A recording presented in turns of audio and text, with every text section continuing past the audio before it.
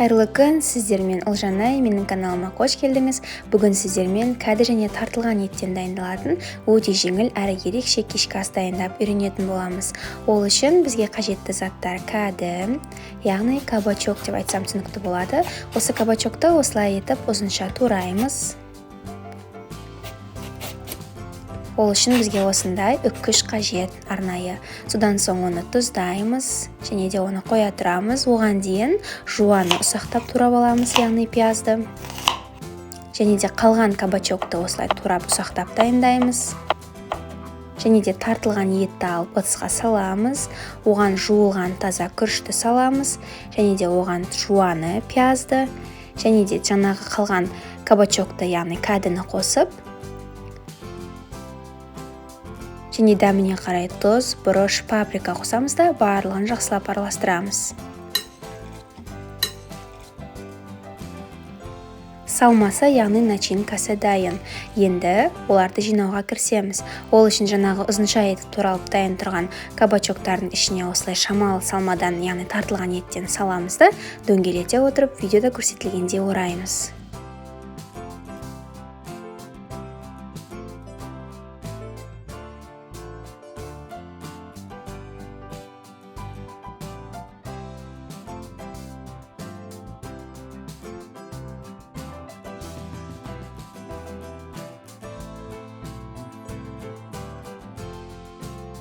Дәл осылай барлығын орап, дөңгелетіп дайындап аламыз.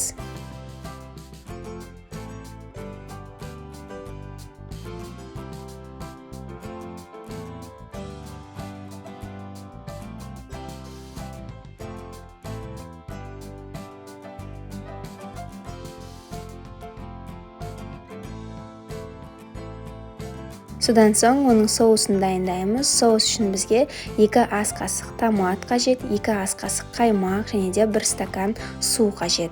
Осы үшеуін бір таза ыдысқа саламыз да жақсылап тұрып араластырамыз. Қаймақтың орнына өзіңіздің қалауыңызша майонез қоссаңыз да болады. Соус дайын. Енді оларды табаға, яғни сковородкаға орналастырамыз.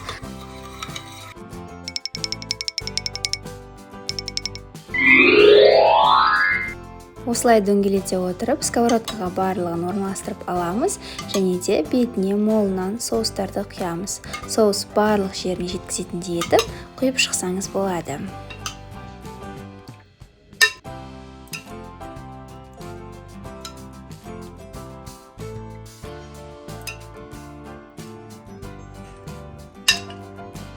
Соусты барлық жеріне жеткізіп, осылай құямыз.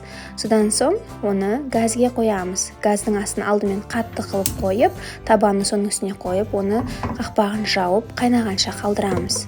Ол қайнағаннан кейін барып, газды баяулатамыз және де қақпағын жауып, 30 минутқа бұқтырып, яғни пісіруге қоямыз. Тағамымыз дайын болды. Енді оны әдемілеп тарелкаға салып, дастарханға ұсынсаңыз болады. Көріп тұрғаныңыздай, ол өте жеңіл әрі тез дайындалады. Міндетті түрде сіздерге де дайындауға кеңес беремін.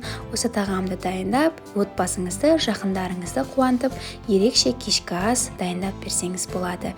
Менің каналыма тіркелуді ұмытпаңыз. Сұрақтарыңыз болса қоя отырыңыздар. Сіздерді каналымда күтемін. Баршаңызға сәттілік.